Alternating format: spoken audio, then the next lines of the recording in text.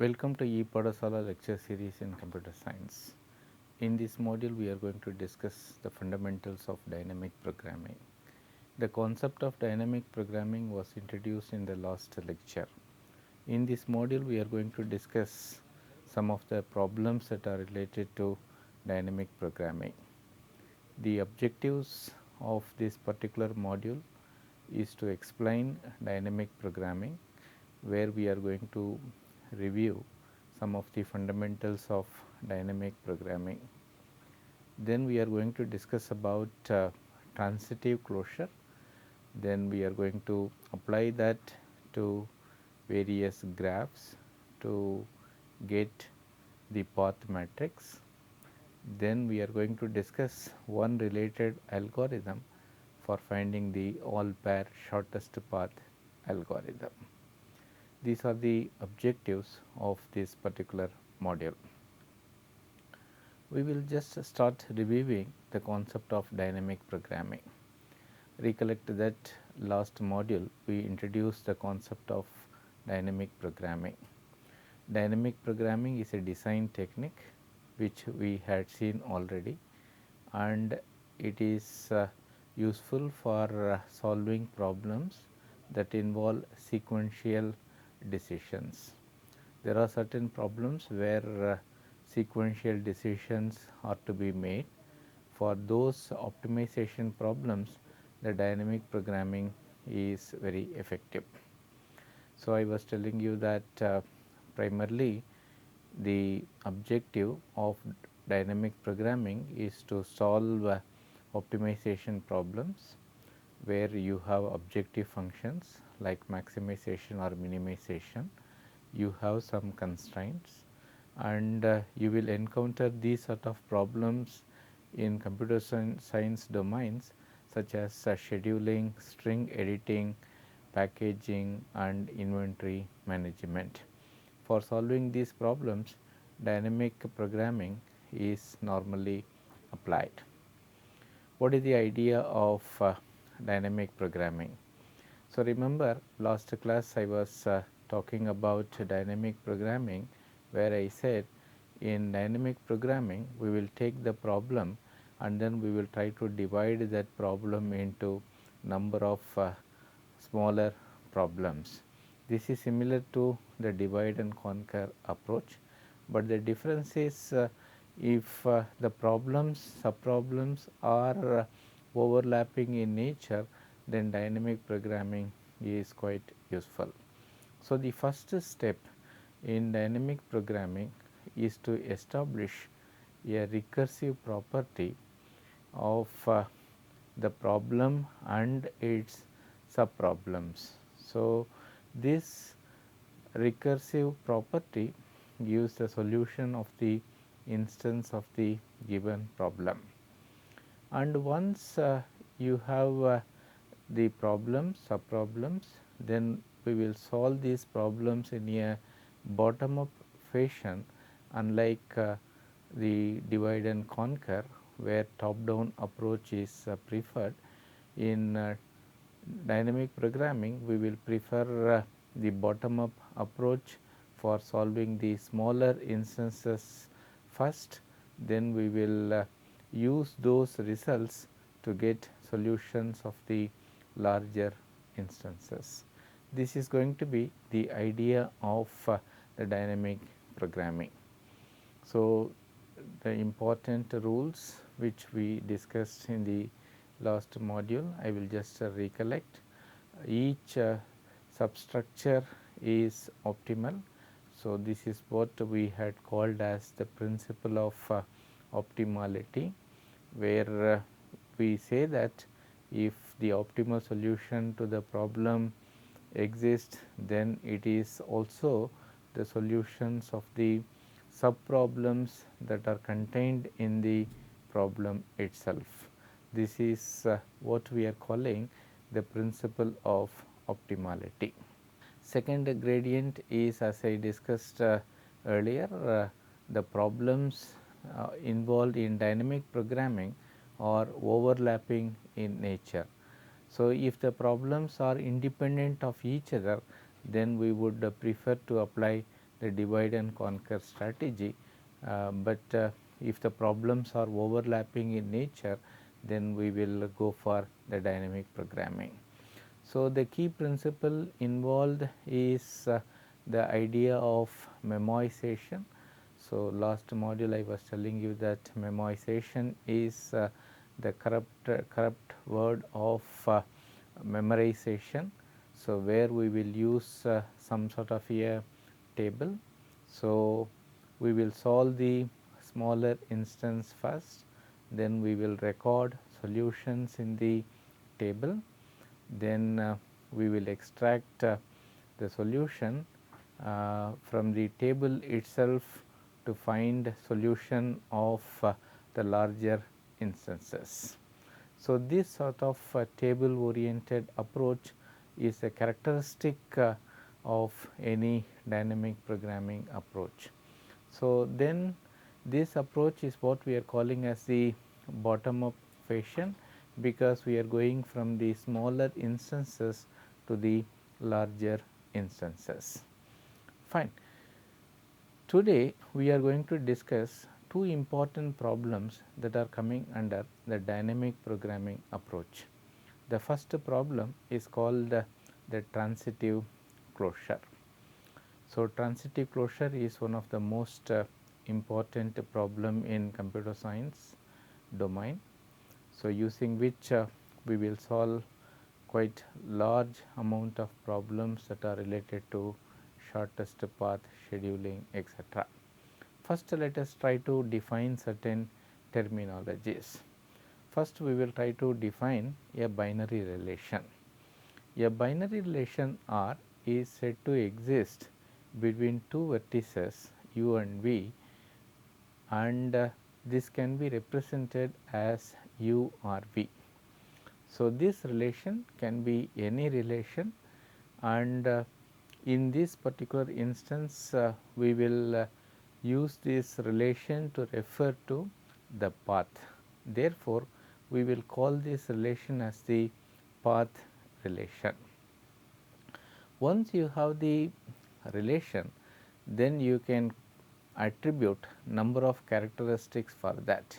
For example, we can say the relation is symmetry if relation exists between two entities like A or B implies B or A.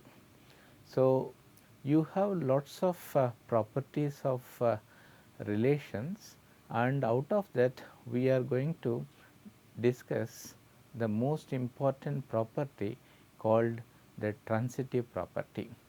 That is, if there is a binary relation between two vertices u and v, and if there is a binary relation between v and w, then there exists a relation between u and w. This kind of relation is what we are calling as the transitive relation. This is what graphically illustrated in this particular slide. So, you can see that if there is a relation exists between u and v, which is denoted by the directed edge between vertices u and v, and there is a relation between v and w, implies that there is a relation between u and w. Why we are interested in transitive closure? What is the reason for that? The reason is that the adjacency matrix of this transitive relation is what we are calling as connectivity matrix or path matrix. What is the use of connectivity? Let us assume that we are given a internet scenario. Obviously, I want to know whether my location is connected to another location or not. Here, we are not interested in knowing how my node is connected to another node, but rather I am just interested in knowing the answer for the question whether the connectivity exists between two given nodes I and j. So, this kind of connectivity or the path matrix is quite helpful in solving number of internet related problems. So, as I said earlier, the adjacency matrix of this binary relation is what we are calling as the path matrix. So, here it is given the path matrix is going to be 1 if there is an edge between V I and V j, otherwise it is going to be 0. One of the most important problem in computer science is to find this path matrix. There are lots of paradigms. One brute force approach is like this. We can find the adjacency matrix A. So, adjacency matrix is the matrix that gives a relationship between the vertices. Then we can compute the path which is having the path length of 2. So, that means a node is not connected directly to another node, but there is a connectivity with the path length of 2. Similarly, the matrix having path length of 3. So, like that we have the path length of n.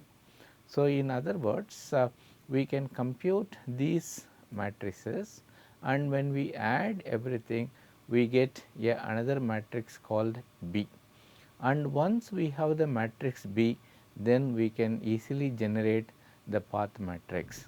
So, the path matrix is it is going to be 1 if the ith jth entry of the matrix is not going to be 0, otherwise it is going to be 0. This is going to be the brute force methodology.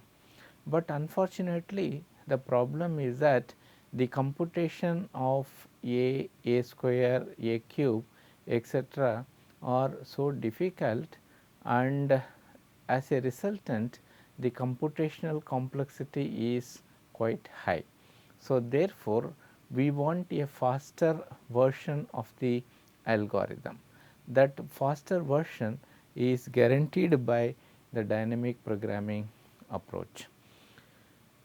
The important algorithm for doing this particular task is called Warshall algorithm. So, the Warshall algorithm is very simple. It starts generating the matrices, path matrices. So, P 0, so P k up to P of n. So, this 0 k n represents the iteration number. So, when we end this process, so we have I j is equal to 1 means there exists a trivial path from I to j with only the k vertices are allowed as the intermediate. That means, from 1 to k nodes are used as a intermediate nodes to compute this p k I of I comma j. So, P of 0 is nothing but the adjacency matrix. So, the logic is very simple. We will keep on making a node active at a time. So, we will recompute the path using the active node. So, we will keep on generating P1, P2, etc. So, at the end of the algorithm, P power n, where n is going to be the nth iteration, gives you the matrix which we can call as the transitive closure matrix, which gives the path or connectivity matrix. So, the logic is very simple.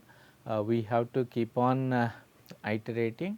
So, the logic is at any particular kth iteration we use vertices from 1 to k alone as the intermediate or active vertices to find the path between I and j. So, we can apply dynamic programming approach. Recollect that the first step of dynamic programming approach is to generate a recursive relation. the recursive relation is going to be like this.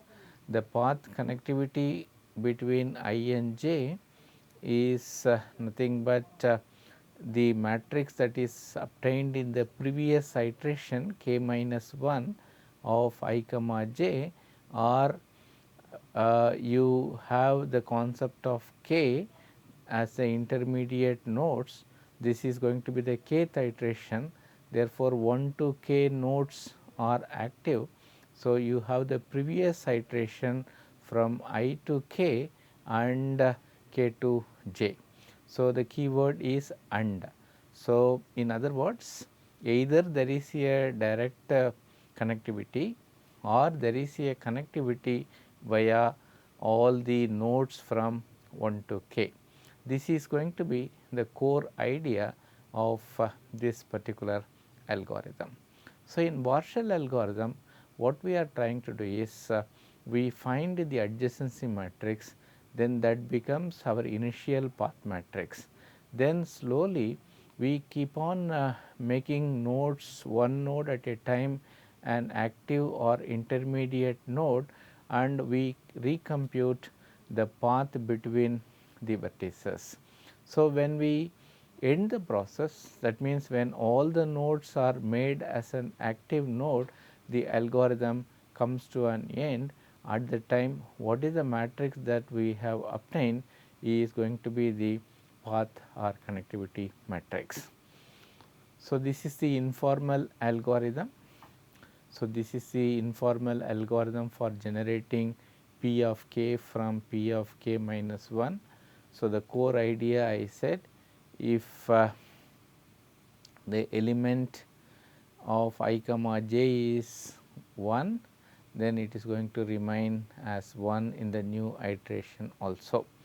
So, the path value is going to be changed to 1 only if there is a path from I to j via all the active nodes that have been generated so far.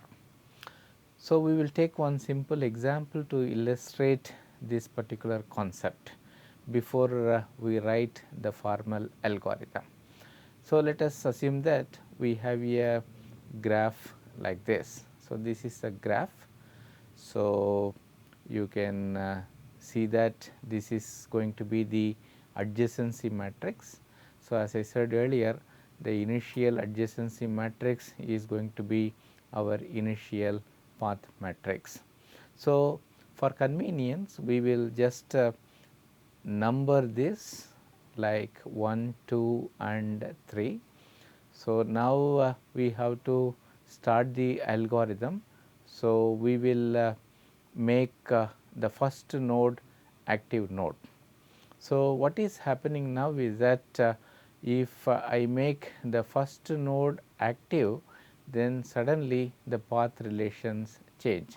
Now, the path between C to B, which is not possible earlier, suddenly becomes a possibility, because from C I can go to A, that is numbered 1, and from this I can reach B.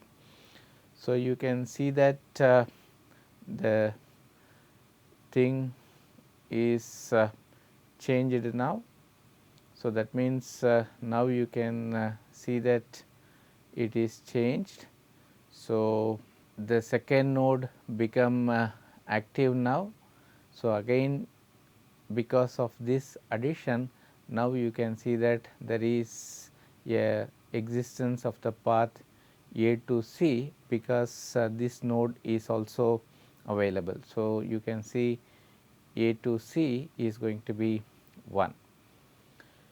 So, in the next iteration, the third node, that is C, is also going to be active now.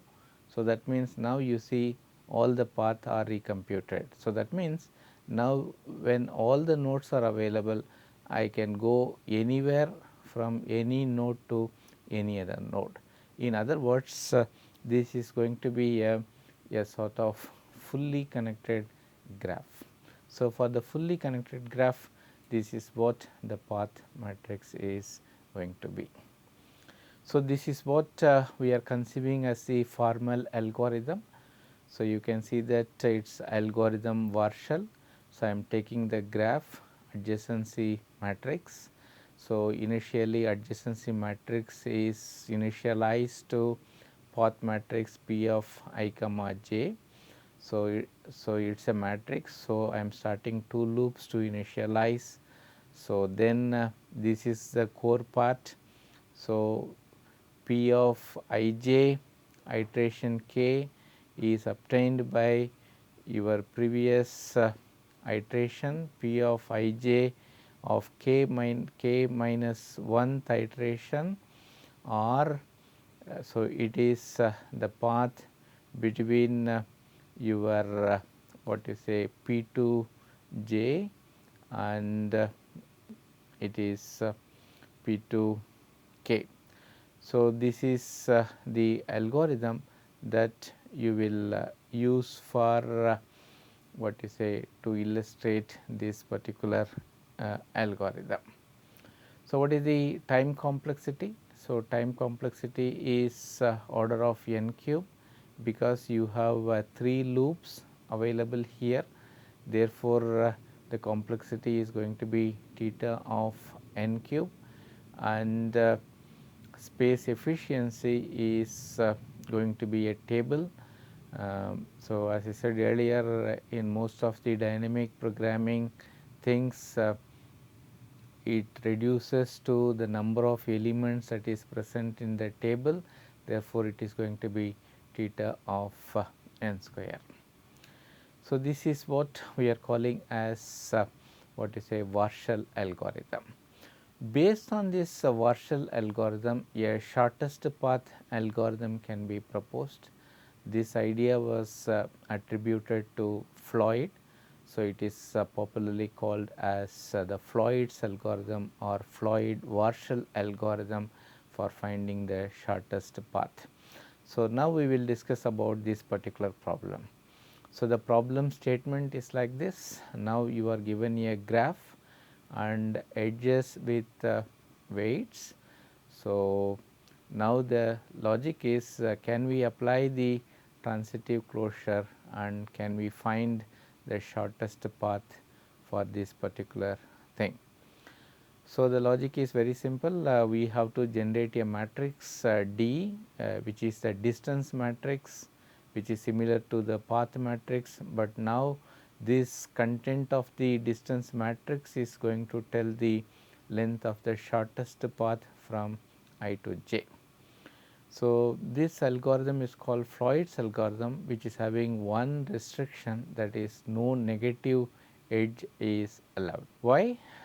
Fine, this is a small example of a graph where the negative edge minus 2 is there. Say for example, if I want to go from 0 to 2 means fine, I can go like this. So, 0 to 1 it is minus 2, then plus 1 it is minus 1, therefore, this is more effective. Again I will go. So, again you see this results in a sort of a loop. So, that means you can see that in the next iteration it becomes minus 3. So, it keeps on going up to minus infinity. So, this puts a block on the path deduction between 0 to 2. Therefore, we are putting a restriction saying that all the edges should be only positive. Fine, how to find the shortest path? Probably you can recollect in the greedy method we discussed one algorithm called a Dijkstra's algorithm.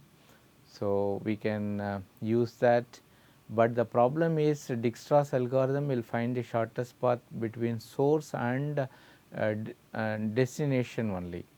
But in this problem we want to find the shortest path between any node to any other node. Therefore, the objective of this module is called the all pair shortest path algorithm. So, the solution is very simple. Go for a transitive closure idea. So, you try to initialize with the adjacency matrix, then if the edge is not there, give you a large number, otherwise you just give the weight, and at every iteration you keep on refining. The idea is very simple. At every stage you try to find the shortest path between nodes by comparing the direct path and the indirect path via the intermediate nodes. So, the minimum is going to be entered into the what you say matrix. So, you can recollect the similarity between this and the transitive closure. So, you can see the kth iteration where the values are obtained by taking the minimum of the previous iteration and between your I to k and k to j. This is the core idea of the Floyd's algorithm. So, the logic is very simple. Initialize your distance matrix, then you keep on iterate this. This is the idea. So, this is example of this particular problem. So, now you see this is the adjacency matrix. So, initially this adjacency matrix is said as your distance matrix D0. So, now like a transitive closure, so now you are going to make the node 1 as active. So, you can see D0 is going to be your adjacency matrix. So, now vertex 1 is made as a intermediate node. Now, you can see that the path between 3 to 2 is now refined, because now you can see that the path between 3 to 2 is getting now can use 1. So, it is getting refined now. So, in the next iteration 1 comma 2 is made the intermediate nodes. So, that means now the path between 1 to 3 can come via 1 to 2 and 2 to 3. So, that means it is going to be 6 now. So, in the next iteration vertex 3 is going to be made as intermediate nodes, and you can see that now from 1 to 3 can make use of what you say nodes 1. So, that means now you can come to a conclusion that this is what the final iteration is. Therefore, you say that this is the final matrix which gives the shortest path between any vertex and any other vertex. So, this is the formal algorithm. So, you can see that here we are trying to initialize. So, here we are trying to refine at every iteration stage. The complexity, fine, it is going to be theta of n cube, and space efficiency is going to be theta of n square.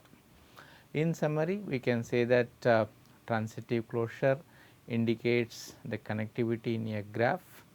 Warshall algorithm is used to find the transitive closure of a graph, so which is very effective, and Floyd's algorithm can be used to find the shortest path in a graph effectively. The difference between the Floyd's algorithm and the earlier algorithm Dijkstra, which we had seen as part of greedy approach, is that this is a all pairs algorithm which finds the shortest path from any node to any other node. Thank you very much. Next module we will see couple of more examples of dynamic approach. Thank you.